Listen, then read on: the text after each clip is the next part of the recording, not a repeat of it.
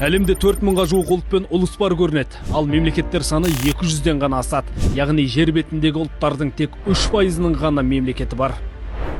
Біз қазақ халқын жаңа мың өліп, мың тірілген деп айтқан кезде де мың өлген екен. Ол қалай тірілді?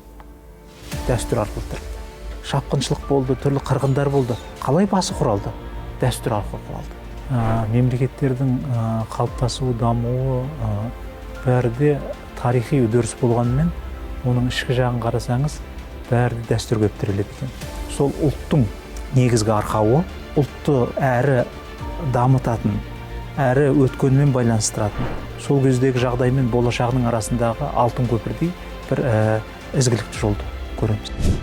Жер бетіндегі әр ұлттың өзіне тән ділі, діні, дәстүрі бар. Бұл үшеуі бір-бірімен біте қайнасқан бір тұтас дүние.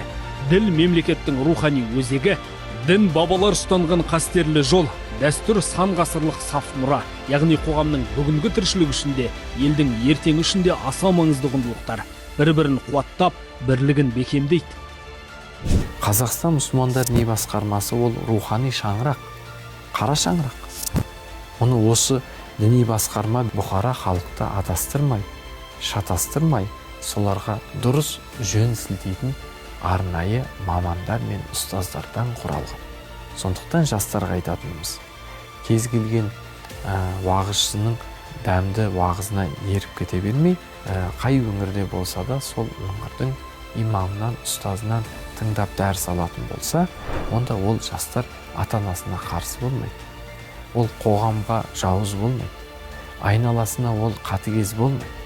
Керісінше ол маңайына имандылықты, руханиятты, ол айналасына қайырымдылықты, берекетті насихаттайды. Қай уақытта егер өзінің түпкі бұлағынан дұрыс ақпарат алатын болса.